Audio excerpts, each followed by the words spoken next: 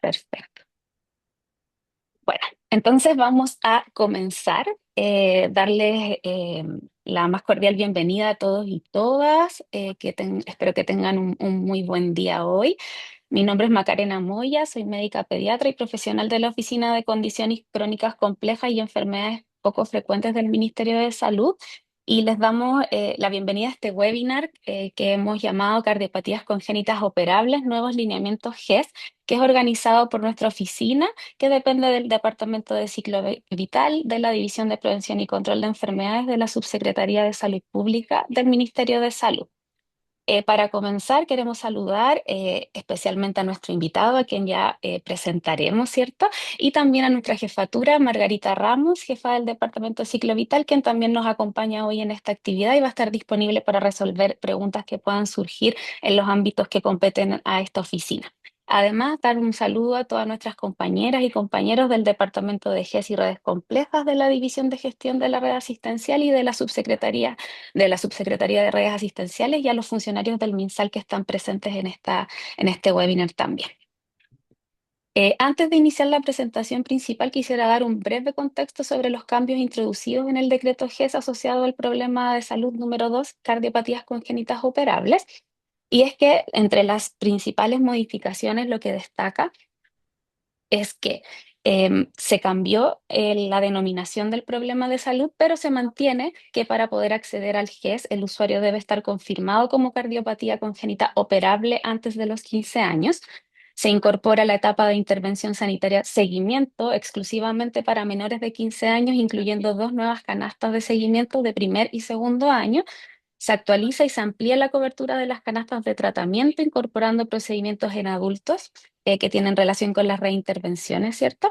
Se agregan nuevas garantías de acceso, incluyendo el acceso universal al diagnóstico prenatal de cardiopatías congénitas, que si bien antes ya estaba, ahora se explicita aún más. Se actualiza el flujo de transición desde centros pediátricos hacia centros de cardiopatía congénita del adulto, ordenando un poco estas responsabilidades entre los distintos centros de cirugía cardiovascular adulto y los centros de cardiopatía según la severidad y capacidad resolutiva de los centros. Y se introduce una recomendación que veremos durante la presentación acerca de la distribución de los casos. Ya todos estos cambios buscan fortalecer la continuidad del cuidado, mejorar la coordinación pediátrico-adulto y asegurar que las personas con cardiopatías congénitas reciban atención oportuna y de calidad durante todo el curso de vida. Para mayores detalles respecto a las canastas, les recomendamos visitar la página GES de MinSal, donde van a encontrar, después de la publicación del decreto, también su norma y el LEP correspondiente para el detalle de las canastas. Antes de continuar, les comentamos que el listado de asistencia está disponible en el chat de Zoom y agradecemos que lo pueden ir completando durante la presentación y también pueden ir dejando sus preguntas o comentarios dirigidos al expositor en el mismo chat y las vamos a ir respondiendo al final de la presentación. Bueno, a continuación tenemos el honor de presentar al expositor de esta sesión, el doctor Polenzi Uriarte. El doctor Uriarte es médico cirujano egresado de la Universidad de Chile, especialista en cardiología de la misma institución. Realizó una estadía de perfeccionamiento en el laboratorio de hemodinamia del Servicio de Cardiología del Hospital de Basurto en Bilbao, España, y tiene una vasta trayectoria profesional en que se ha desempeñado como cardiólogo del Servicio de Cirugía Cardiovascular del Instituto Nacional del Tórax, ha sido jefe de la Unidad de Cardiopatías Congénitas del Adulto en el Instituto Nacional del Tórax, ha sido también médico cardiólogo y coordinador de la Unidad de Cardiología en la Clínica Universidad de los Andes, jefe de la Unidad de Hemodinamia de la Clínica Alemana de Santiago y actualmente jefe de la Unidad de Cardiopatías Congénitas del Adulto del Instituto Nacional del Tórax. Y además, por supuesto, ha participado activamente en investigaciones, congresos, proyectos clínicos y actividades docentes en varias universidades del país, manteniendo un compromiso sostenido con la formación de nuevas generaciones y la mejora continua de la atención de las personas con cardiopatías congénitas. Luego de esto, con mucho gusto dejamos entonces con ustedes al doctor Uriarte, quien presentará los nuevos lineamientos GES y las recomendaciones actuales para la transición del cuidado en cardiopatías congénitas. Bienvenido, doctor. Muchísimas gracias, Macarena. Bueno, y gracias por la presentación. En realidad, es el número de años trabajando. Bueno, me pidieron que hiciera esta presentación sobre, como dijo Macarena, los lineamientos de actualización del problema de salud GES número 2, que es de cardiopatías congénitas operables, que se inició en el 2005. Esta actualización empieza a contar del 1 de diciembre, o sea, del próximo lunes. ¿Y qué implica? Las garantías de acceso, todo beneficiario menor de 15 años con confirmación diagnóstica tendrá acceso al seguimiento, pero todo beneficiario que tenga una intervención quirúrgica realizada hasta los 15 años tendrá acceso a reintervención según la indicación médica. O sea, una vez cumplida la transición y si requiriera algún procedimiento quirúrgico o intervencional, esta garantía de acceso le cubre esa atención. Y como también agregó Macarena, se aclara un poco más que toda mujer que tenga un diagnóstico sospechoso de un embarazo con cardiopatía congénita tiene acceso al diagnóstico prenatal y al seguimiento si eventualmente se comprueba esa cardiopatía congénita. No hay garantías de oportunidad, por lo menos entre el 2005 y 2028. ¿Y a qué se refiere la protección financiera? A que están avalados para el seguimiento a los siguientes tratamientos: angioplastía y valvuloplastía en personas mayores de 15 años, el cierre percutáneo en personas mayores de 15 años, la reintervención quirúrgica complicada en personas mayores de 15 años y también en no complicada en cardiopatías congénitas mayores de 15 años. Y se incluye fundamentalmente como el implante de válvulas percutáneas en personas mayores de 15 años. Tal como eso es el tratamiento. En el seguimiento, tal como señaló Macarena, el seguimiento en primer año en personas menores de 15 años y el seguimiento de segundo año en personas menores de 15 años. ¿Y por qué esto es muy importante? Porque hemos aprendido que la cardiopatía congénita es una enfermedad crónica de por vida. Es muy raro las condiciones cardiovasculares congénitas que son operadas y no requieren seguimiento a lo largo de la vida. Probablemente son las cardiopatías más leves. Pero pacientes, por ejemplo, que han sido sometidos a cirugía de la tetralogía de Fallot van a tener por lo menos un par o más intervenciones sobre el tracto de salida al ventrículo derecho a lo largo de la vida. Y además se van asociando en esta carrera las cardiopatías que pueden asociarse por lo que es el crecimiento, ¿cierto? La hipertensión, la diabetes, el riesgo de la endocarditis. O sea, como ven ustedes en este cuadro, uno nace congénito y sigue cardiópata congénito hasta el final de su vida. Por eso es muy importante acompañar a los pacientes y mantenerlos en la mejor calidad de salud. Este es el esquema del flujo de transición eh, que propone este prolongación del cuidado de GES. Paciente operado con edad de transición entre los 15 y probablemente en un par de años más, a partir de los 18 años, en el centro donde se sometió al proceso del GES de cardiopatía operable. Si el paciente no requiriera seguimiento, por ejemplo, poniendo un ejemplo, una CDA que fue cerrada y que ha evolucionado sin ninguna complicación, ese paciente puede ser dado de alta desde el centro de cardiología pediátrica a su centro de referencia en el país. Si requiriera intervención quirúrgica u otro procedimiento en el corto plazo, ese paciente debiera ser evaluado a un centro de cardiopatías congénitas del adulto, donde se evalúa clínicamente, se determina el requerimiento, se realiza la intervención quirúrgica, el procedimiento, el examen y se evalúa si necesita seguimiento debido a la complejidad de su cardiopatía. La vamos a ver en un momento su clasificación y se define si va a un centro de cardiopatía congénita de adulto o a un centro de cirugía cardiovascular del adulto. Y aquel paciente que requiere seguir en el centro de cardiopatía congénita de adulto sigue el seguimiento en este centro. Si el paciente no necesita un seguimiento, o sea, su cardiopatía es de una severidad moderada o leve, puede ser referido desde el centro de cardiopatías congénitas del adulto al centro de cirugía cardiovascular adulto que le corresponde y ahí sigue su seguimiento, tanto en procedimientos o exámenes o si requiriera manejo quirúrgico y ese centro cuenta con la capacidad, lo sigue él, lo opera él, y si no tienen la capacidad como para operar pacientes de alta complejidad, entonces lo deriva a un centro de cardiopatías congénitas del adulto.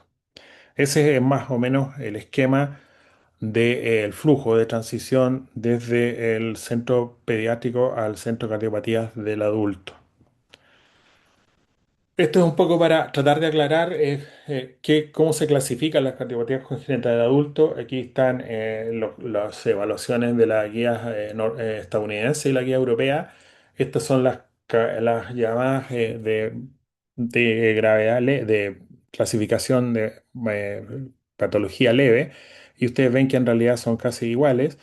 La comunicación interauricular o interventricular pequeña y aislada, la CIA tipo ostium secundum, seno venoso, la CIB reparada, el ducto arterioso persistente ligado o ocluido, la estenosis pulmonar aislada leve, más o menos lo mismo de la europea, pero añade la enfermedad valvular aórtica aislada y la enfermedad congénita aislada, la válvula mitral, que son patologías leves y que probablemente, como decíamos, puedan ser trasladados del centro pediátrico al centro de referencia, al centro que le corresponda, a su centro de origen.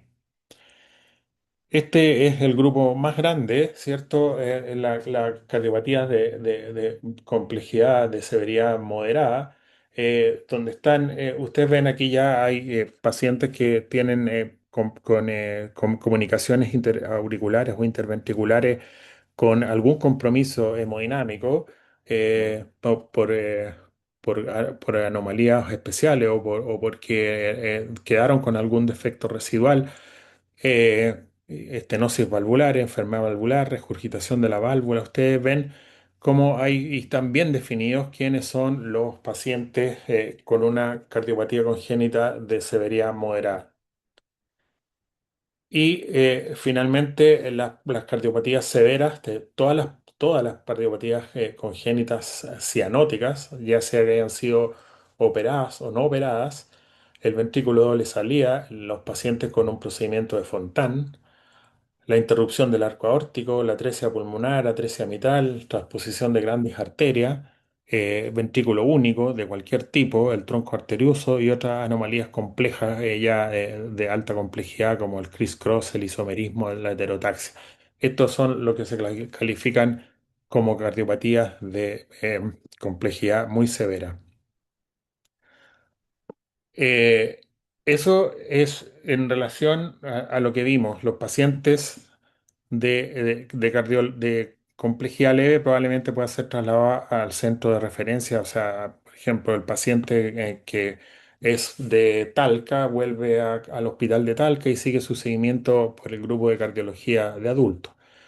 Los de complejidad moderada pueden ser manejados en el centro de referencia de cardiopatías congénitas de adultos y ellos podrían definir si se siguen perfectamente en ese centro o podrían ser seguidos en el centro que llaman de cirugía, de cirugía cardíaca del adulto.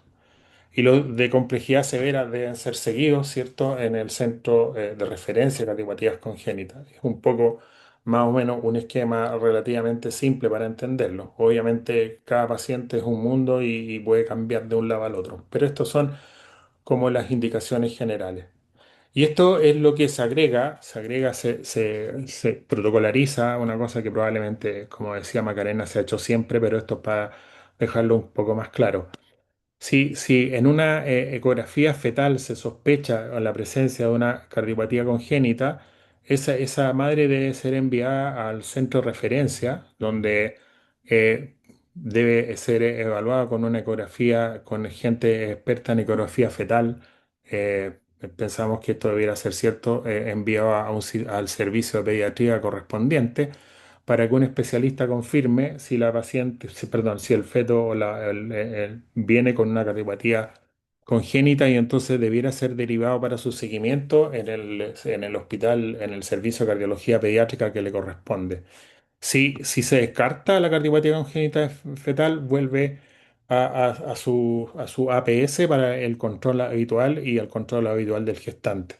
Si se confirma la, repito, la cardiopatía fetal, se define, ¿cierto?, el lugar de nacimiento y que el contacto con el centro que va a seguir a esa madre con su hijo, idealmente en lo que en lo que es el seguimiento del embarazo de alto riesgo.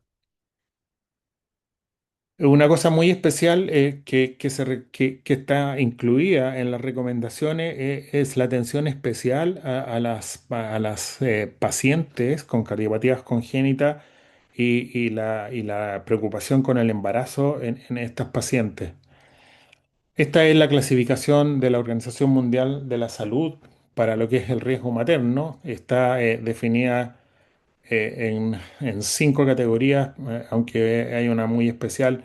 La primera es en que no hay mayor, no tiene un riesgo mayor que la población general y en el fondo son los que habíamos visto como cardiopatías leves, la CIA reparada, la extrasistolía aislada y que tienen un riesgo de eventos de entre 2,5 y 5%.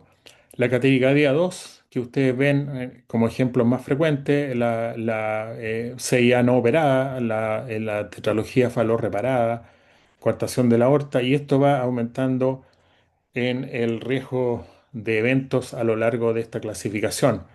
El grupo 4 es donde de entrada el embarazo debiera estar contraindicado en estas pacientes, el grupo más grave, hipertensión pulmonar arterial de cualquier causa, disfunción ventricular del ventrículo izquierdo menor del 30%, capacidad funcional 3 a 4, cardiopatía periparto previa, no es congénita, pero está dentro de este grupo de la embarazo contraindicado. Obstrucciones severas del tracto salida del ventrículo izquierdo, síndromes de Marfan con dilataciones aórticas mayores de 45 milímetros, porque el embarazo aumenta el riesgo de disección aórtica y la válvula y también la dilatación de la aorta en patología de la válvula aórtica bicúspide por el mismo riesgo. Un poco más fácil de verlo es en este gráfico, donde ustedes tienen el grupo uno en que el riesgo de eventos maternales es menor del 5%, CIA reparada, CIB reparada, tetralogía de Fallot. En el grupo 2 a 3 ya empiezan las disfunciones ventriculares de moderada severidad, la miocardiopatía hipertrófica, el Marfan, de las válvulas mecánicas, que tienen a un 5 o un 20% de eventos adversos, y el grupo 4 que puede alcanzar hasta el 25%, que coinciden con los que ya vimos y que son el grupo donde se contraindica o se prefiere contraindicar al embarazo. Pero cuando hablamos de eventos maternos, no es específicamente muerte materna. Esto es cómo evolucionan pacientes con cardiopatías congénitas durante embarazo. Ustedes ven que que en la primera trimestre o la primera mitad del embarazo predominan, ¿cierto?, las arritmias, y a medida que progresa el embarazo en cardiopatías congénitas empieza a hacerse más frecuente la aparición de insuficiencia cardíaca, la que increíblemente es muy importante después del parto y hasta las 12 semanas, donde todavía pueden aparecer elementos de insuficiencia cardíaca. Eh, las muertes, como vemos en este gráfico de inglés, en rojo son las muertes asociadas a cardiopatías congénitas en el embarazo, que son mucho menor que, por ejemplo, las cardiopatías congénitas isquémicas, un grupo que va creciendo en frecuencia de embarazos, mujeres con mayor edad que ya empiezan a presentar patología, diabetes o dislipidemia que predisponen a la enfermedad coronaria y que tienen embarazo. Esta es un poco nuestra experiencia en 25 años. Hemos acompañado a 355 pacientes que tuvieron un embarazo, y ustedes ven 27 pacientes con hipertensión pulmonar y o Eisenmenger, y solo contamos una muerte materna, que fue una paciente en que hubo un error en el manejo del traslape del tratamiento anticoagulante e hizo una trombosis de la válvula aórtica, donde murió la madre y el hijo. Y estos son los resultados de los niños recién nacidos: 17% alteraciones del crecimiento intrauterino, 6% de abortos espontáneos y 3% de los niños fallecen. y en 3 pacientes se presentaron cardiopatías congénitas. ¿Por qué quiero recalcar a esto? Porque en alguna parte se dice que las pacientes de grupo 2 del OMS uno debiera sugerirle el aborto. Ustedes ven que mujeres con un falo operado han tenido una sobrevida muy buena, han tenido hijos sin ningún problema. O sea hay que ser un poco cauto en la indicación de sugerir el aborto solo por el hecho de ser una cardiopatía congénita. Ahora, es importante en esto, como digamos, prevenir el riesgo. Este es un estudio chileno que vio que la actividad sexual en la población adolescente chilena empieza alrededor de los 15 años, que si lo empiezan antes de los 15 años aumenta significativamente el embarazo no planificado y todo lo que puede acompañar a embarazo en mujeres muy jóvenes. Y esto es una evaluación de adolescentes y en relación a qué recibieron ellas durante el seguimiento sobre información de la salud reproductiva. Y ustedes ven que en menos del 50% algún profesional de la salud durante el seguimiento en el hospital pediátrico pudieron conversar del embarazo, el riesgo de transmisión. Y la mayoría de las conversaciones fueron con el cardiólogo cuando ya fueron trasladadas a un centro de adultos. Entonces, hay que anticiparse al riesgo, eh, y esto implica enfoque gradual, de acuerdo a la madurez del paciente, educación de factores de riesgo, hablar sobre los protectores, el estilo de vida, el autocuidado, involucrar a la familia y sobre todo ser proactivo, no esperar a que la paciente pregunte. Las adolescentes con cardiopatías congénitas son a veces demasiado protegidas por las madres y este tema puede ser tabú en la adolescencia. De manera que hay que ir de a poquitito, ¿cierto? Con enfoque preventivo, ir de a poco, abordar de acuerdo a la madurez de la paciente y eso debe empezarse en el hospital pediátrico. ¿Qué se puede hacer? Como decimos, educar a las pacientes en edad fértil cómo planificar un embarazo y sobre todo estratificar el riesgo y resolver lesiones residuales antes del embarazo. Si la chica tiene un faló en que tiene obstrucción al tracto de salida del ventrículo derecho, entonces probablemente lo ideal sería solucionar ese problema para que su embarazo tenga mucho menor riesgo. Y es muy importante, ¿cierto? No todo es embarazo. Hay un aumento en Chile de las enfermedades de transmisión sexual que también, digamos, deben ser una educación importante en este grupo de pacientes. ¿Qué métodos anticonceptivos hay? Ustedes ven de acción corta, acción larga, reversible y los irreversibles. Y los más efectivos, bueno, están los inyectables, las píldoras. Esto está un poco mejor definido acá. La prevención del embarazo, progestágenos, están aquí algunos nombres, ¿cierto? Importante, en pacientes con hipertensión pulmonar deben tener un método asociado y entonces se recomienda en estas pacientes que un embarazo puede ser de altísimo riesgo, además de los progestágenos, usar preservativos, de manera de tener un método asociado que disminuya el riesgo de embarazo. Los progestágenos inyectables de depósito, el riesgo de estos pacientes, si están en tratamiento anticoagulante, aumenta el riesgo de hematoma. Los implantes, que duran hasta 3 años. Y el dispositivo intrauterino que libere neuronorgestrel. Puede usarse la T de cobre, pero el riesgo de enfermedad, perdón, de endocarditis infecciosa es un poco más alto en estas pacientes. De manera que hay conocimiento y hay métodos de acompañamiento para prevenir o programar el embarazo. Como tip, los estrógenos están contraindicados en pacientes con antecedentes de eventos tromboembólicos, con necesidad de tratamiento anticoagulante, con disfunción ventricular significativa, pacientes con operación de Fontan o ventrículo único y la cianosis crónica. Eso es un poco lo que quería yo recalcar de lo que son los lineamientos de esta prolongación del cuidado de los pacientes con cardiopatías congénitas operables. Y de acuerdo a lo que hemos vivido nosotros en 25 años, tenemos algunas sugerencias de cómo adaptar mejor lo que son estos lineamientos.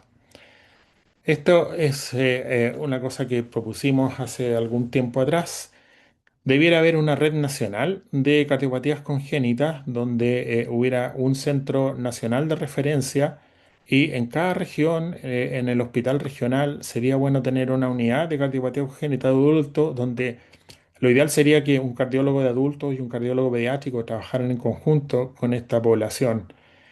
Eh, Hemos tenido en algunas regiones donde espontáneamente se han formado estos micro unidades o unidades de cardiopatías congénitas como La Serena, como Concepción, como Valdivia, hace mucho más fácil, mucho más manejable y se lleva con menor riesgo el manejo de estos pacientes con esta relación entre un centro de referencia y los centros regionales de cardiopatías congénitas.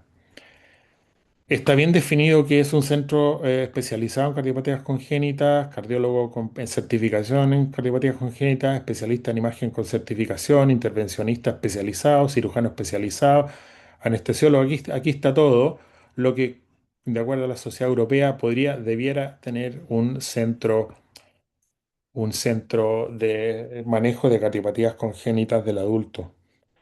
Eh, los números internacionales dicen que cada 10 millones de habitantes debiera haber un centro de referencia nacional, ¿ya? En estos momentos, el único por ahora es el Instituto Nacional del Tórax y es lo que nosotros planteamos, que haya un centro nacional de referencia que evalúe a los pacientes derivados del hospital pediátrico en el momento de la transición y evaluado en este centro, en una primera visita, se podría decir que la patología leve, que ya comentamos, se deriva a su centro regional. Si es moderada, al centro regional, con excepciones que vamos a ver después cuáles debieran tener una mejor tránsito entre el centro regional y el centro de referencia. Y si es severa, ser seguida en el centro de referencia nacional. Y esto es importante porque estos son nuestros números. Hace 2 años, de todos los pacientes que hemos seguido nosotros, solo el 30% se hace por la transferencia y transición, los demás son recuperación. Y eso es una cosa que está en camino de mejorar lo que es la transición y la transferencia entre hospitales pediátricos y hospitales de adultos. Lo que les decía de la patología moderada en el centro regional, salvo excepciones, y la idea es que los de mediana complejidad que requieran procedimientos diagnósticos, angioTAC, resonancia, cateterismo diagnóstico, o aquellos que deban ser evaluados por tratamiento quirúrgico o intervencional en el Centro de Referencia Nacional de Cardiopatías Congénitas y todos los pacientes de alta complejidad en estos centros de alta complejidad. Eh, ¿Por qué recalcar esto? Porque, por ejemplo, la semana pasada enviamos una paciente con un Fontán al hospital de una región, no voy a dar nombre, pero en la ventanilla le dijeron que ella no era de esa ciudad y que tenía que ir a su ciudad donde no había ningún cardiólogo. Entonces, agrupar esos pacientes, que tampoco son muchos, en una unidad local, regional de cardiopatías congénitas, yo creo que va a llevar a un mejor manejo y a un menor riesgo de complicaciones. Eso es lo que yo quería presentar.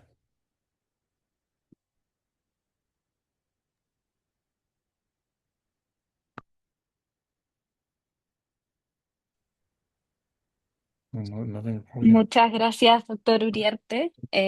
Agradecemos su excelente presentación y que haya compartido con nosotros también su experiencia en estos años en el Instituto Nacional del Tórax y sobre todo acerca de la transición de las personas con cardiopatías congénitas de la etapa pediátrica a la etapa adulta. Bueno, a continuación vamos a dejar este espacio para responder algunas preguntas y comentarios que han dejado en el chat durante la exposición. Vamos a revisar. Em, un segundo. Tenemos, bueno, una primera pregunta que creo que ya la había respondido un poco, doctor, pero que en el fondo preguntaban qué centros de cardiopatía congénitas del adulto existen aparte del Hospital del Tórax. Y bueno, ahí en el fondo usted señaló que por ahora el único centro que cumple con la definición de complejidad del centro de cardiopatía congénita del adulto es el Instituto Nacional del Tórax. Pero eso sí, no quiere decir que en el futuro otros centros puedan de cirugía cardiovascular de adultos puedan adquirir las competencias y la experiencia para ser calificados como centros de cardiopatía congénita del adulto. Sí, no sé si quisiera agregar algo como a esa Sí, definición. sí, sí, yo creo que sí, que hay, no quiero adelantarme, pero hay un centro en el sur del país que probablemente dentro de poco pueda adquirir la certificación de centro de referencia. Le faltaría uno de los rubros para completar esta certificación de tener especialista en todo. Pero están en camino, ya está, ya se formó un pediatra en cardiología intervencional de congénitos, de manera que probablemente puede haber dos centros de referencia que podamos dividir el país en como dos centros de referencia y dar un servicio mucho más oportuno. ¿Quieres que te dé el nombre? Perfecto. Em, tipo, ayúdenos ahí con el nombre como para saber y estar informado. Nosotros pensamos que Concepción puede ser el siguiente centro Ujú. de referencia. Perfecto, súper. Sería una súper buena noticia, ¿cierto? Ya contar con, sobre todo por ya tener dos centros y que nos permitan como entregar una mejor atención a estos pacientes. Sí. Ujú. Ellos tienen un grupo de, de cardiópatas de adultos y de niños trabajando juntos y ya empezaron a hacer algunas cirugías sobre cardiopatías congénitas de moderada severidad con buen resultado. Así que yo creo Perfecto, que eso. súper. Gracias, doctor. Acá hay una segunda pregunta. Dice, en caso de pacientes con cardiopatías complejas, nos ha tocado que en el seguimiento de adultos desde el hospital del tórax nos piden que se realicen los exámenes en su hospital de base. ¿Eso va a cambiar? Me refiero a test de esfuerzo, Holter o incluso ecocardio en algunos casos. Si no hay experiencia local en adultos con Fontan, por ejemplo. A ver, nosotros, bueno, exámenes de sangre a veces le pedimos que lo traigan de su hospital por la Ujú. recarga sobre el nuestro. Test de esfuerzo, vamos a tener dentro de poco ahora por fin poder resolver nosotros los de test de esfuerzo. Y cuando pedimos ecografía, son en centros que sabemos que pueden efectuar ecografía en este tipo de pacientes. Te pongo el ejemplo de Concepción o el ejemplo de La Serena, que como trabajan en Ujú. este equipo, a ellos los cargamos con estos ecos, pero no lo pedimos a todos los centros. Lo pedimos a grupos donde sabemos que puede haber respuesta a eso. Y lo del test de esfuerzo, yo creo que estamos a punto de mejorar esa cosa, que no, por ahora no nos funciona muy bien. Perfecto. Gracias, doctor. Entonces, igual es importante aquí que en el fondo, como red, cada uno de los hospitales tiene que ir resolviendo con ustedes también Eh, cuál es su capacidad de resolver las prestaciones que necesitan para el Exacto. seguimiento. Súper. Vamos con la siguiente pregunta. Dice, si un paciente, mm, a ver, si un paciente tiene 15 años y necesita intervención, ¿volvería al mismo centro que lo operó antes de los 15 años? Si un paciente tiene 15 años Claro, más de 15 años. y necesita cirugía, Necesita una reintervención, eso es lo que yo entiendo de la pregunta. eso va a depender de un centro del que refiera. Ujú, A veces lo operan ellos a los 15 años y ahora con este un poco elástico que es hasta los 18 que ujú, todavía no está definido, pero que ya empieza como... eso a veces lo define el hospital, si lo hacen ellos o lo envían al ujú, centro nosotros. Eso es un poco, en esta altura, entre los 15 y los 18 años, que hay una cosa medio crepuscular, es un poco de definición, o puede ser conversado entre los dos ujú. centros. Perfecto. Margarita, ¿quieres complementar? Sí, sí, por un poco complementar. Bueno, primero saludarlos a todos y segundo complementar pensando en la pregunta anterior también y en algunas cosas como que aparecen en otras preguntas más que tienen que ver con los criterios de derivación o con sí, qué hospital hace qué. Y ahí un poco tomarme de lo que decías tú, Maca, que es que cada servicio de salud, una vez que esté publicado el decreto y el LEP nuevo y la norma, viene el proceso de ajustar de acuerdo a sus capacidades y como bien decía el doctor Uriarte, conversado con el Centro Derivador Nacional y ahí vamos a tener que meterle también, como él decía, este pelo a la sopa, que es la extensión de la edad pediátrica en los lugares en que se ha ido implementando. Hay que reconfigurar entonces su red para este problema específico de salud y ese es un trabajo al que cada servicio de salud después convoca la División de Gestión de la Red Asistencial y se hace una definición para cada canasta, para cada garantía de red y queda en el que todos conocemos como libro de redes GES y no GES. Por lo tanto, va a haber un proceso posterior a la publicación del decreto que va a implicar aquello, ¿sí? Y ahí, como bien decía el doctor Uriarte, depende mucho de cada realidad local, de cada nivel de desarrollo, de cada nivel de desarrollo de la extensión de la pediátrica, etcétera. Entonces, es un trabajo que se le viene a cada servicio. Ujú. Bueno, Perfecto. Gracias, Margarita. Bueno, hay varias preguntas que estaban más o menos en la línea de lo que estaba aclarando Margarita también, así que em, acá hay una pregunta que es interesante que dice, ¿cuáles han sido las barreras que ha podido observar en la transición de los pacientes a centros de adultos? ya, yo creo que la mayor barrera ha sido el implementar el proceso de transición, ¿ya? Porque cuando recién empezamos esto con el doctor Rodrigo González, era que llegaba una interconsulta al servicio y la interconsulta ahí se muchas veces tú la dabas para 3, 4 meses, 6 meses más, de acuerdo a lo que podía responder la atención primaria o sea, el policlínico del hospital. Y ahí se perdían muchos pacientes. En el último tiempo, eh, y con una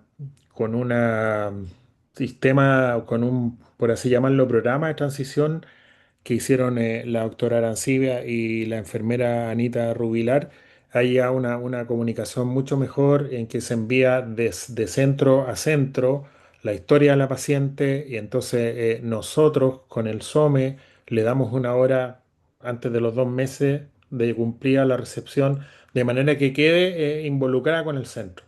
Y de ahí tú ves, de acuerdo a su patología, si lo envías a un centro de referencia, lo sigues tú en un año, en 2 años, en 6 meses, de acuerdo a la patología. O sea, hay un proceso que iniciamos con el Hospital Luis Colbo Maquena con este protocolo y Ujú, que ahora estamos también trabajando con el con el Roberto El Río, con este sistema de no de mandar una interconsulta, sino de enviar un poco la historia, esto del paciente de enfermería del hospital pediátrico al tórax y que nosotros la veamos por lo menos dentro de los 2 meses y definir el sistema de seguimiento.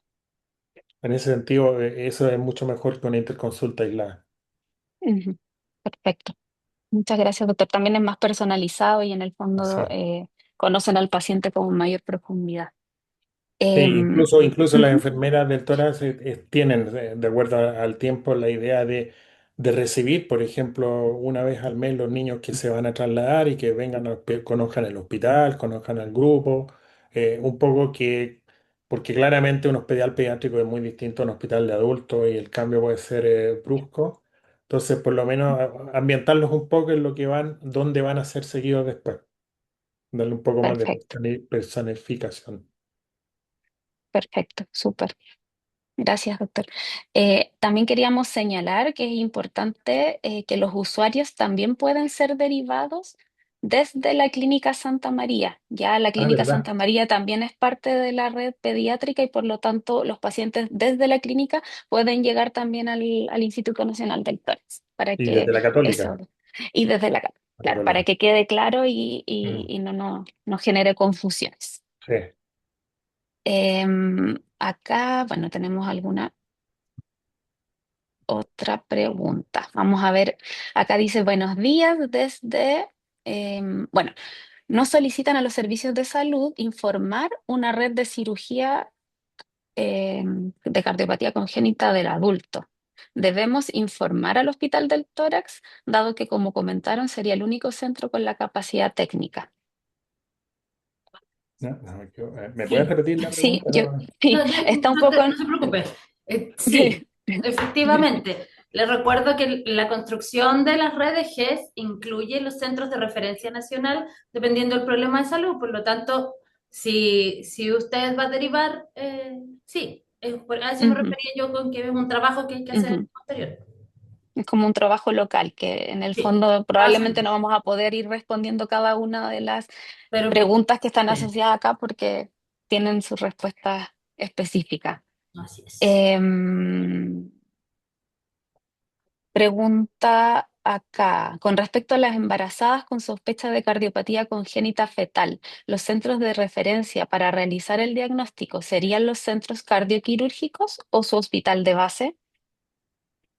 Yo creo, por experiencia, yo creo que el centro de referencia debería ser la unidad o el servicio de cardiología pediátrica de referencia. Son los más indicados para hacer diagnósticos fetales de cardiopatías congénitas. Mira, yo no lo mandaría a un servicio adulto, lo mandaría a un servicio de cardiología pediátrica donde los expertos en cardiología fetal definan si existe o no, o confirmen o descarten el diagnóstico de cardiopatía congénita. Debiera un centro Perfecto. cardiológico. Claro, de todas maneras ahí es importante señalar que los referentes GES de cada uno de los servicios de salud conocen en el fondo cuál es la metodología de derivación y la red que está definida porque hay algunos hospitales pediátricos que no reciben, por ejemplo, a gestantes para diagnóstico prenatal. Entonces también ahí es importante que cada uno de los referentes de cada servicio esté en conocimiento de dónde se pueden realizar las derivaciones correspondientes.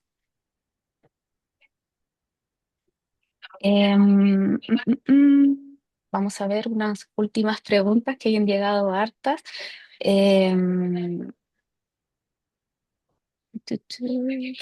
Dice acá, ¿qué pasa con los trastornos del ritmo en pacientes postoperados? Por ejemplo, los FALOT que evolucionan con arritmias ventriculares y supraventriculares.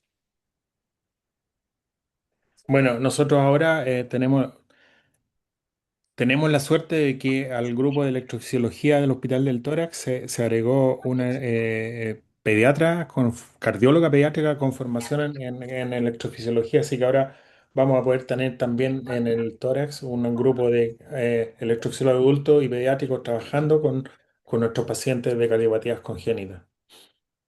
Y Perfecto. no estoy seguro, pero creo que Concepción también lo tiene. Pero nosotros armamos un equipo de adultos y pediatras con formación en electrofisiología. Perfecto. Y es importante, sobre todo en los falos. Ujú, súper. Porque muchas Ujú, veces tienen arritmias, pero también eso puede ser un marcador de disfunción valvular o disfunción. Entonces es muy importante la evaluación, porque a veces no solo hay que tratar la arritmia, sino también hay que tratar el problema de la válvula. Entonces es muy importante la derivación a un centro de ujú, referencia. perfecto. No sé si Margarita quiere agregar algo, ¿no? He visto cara de... Ya, súper. Em, y creo que nos quedaba una... Bueno, acá había un comentario, dos comentarios. Uno, comentar que dice, los centros de cardiopatía congénita de referencia debemos trabajar en equipo, dado la complejidad de los pacientes que requieren evaluación multidisciplinaria y muchas veces decisiones complejas de manejo, por lo que Ujú. el trabajo en equipo, especialmente cuando los grupos están comenzando, es fundamental. Así Será es. un comentario. Y otro comentario, se agradece el arduo trabajo en realizar estos lineamientos para mejorar la garantía de atención a nuestros pacientes desde el Ministerio de Salud y a todos quienes trabajaron. Muchas gracias por los comentarios. Esperamos que sea muy útil también para ustedes estos lineamientos y bueno, todo el trabajo que se ha hecho a raíz del GES. No sé si Eh, Paulina o Margarita, ¿quieren agregar algo más? Ahí, bueno, respondimos la mayoría de las preguntas, sobre todo cómo fueron llegando en su orden de llegada. No sé, doctor, si quiere dar algún comentario final a esta presentación. Eh, Ujú, Nada, yo creo que es muy importante recalcar que este es un trabajo de toda una red. ujú, Y en esta red es súper importante la comunicación abierta entre los dos grupos. ¿Ya? O sea, podemos disminuir lo malo y mejorar lo bueno con una buena comunicación y con trabajando en equipo. Eso ha sido ujú, fundamental para nosotros. ujú. Muchas gracias, doctor. Bueno, agradecer a todos y a todas por su participación en este webinar, especialmente al doctor Uriarte por su tiempo, por su claridad al abordar estos nuevos lineamientos GES. Muchas gracias a todos por acompañarnos y que tengan un excelente día. Esta presentación, este video va a quedar disponible en la página de enfermedades poco frecuentes de DIPRESE. Ya ahí va a quedar el video para que después lo puedan revisar o compartir. Muchas gracias a todos. Que tengan una excelente Chao. semana. Chao, chao.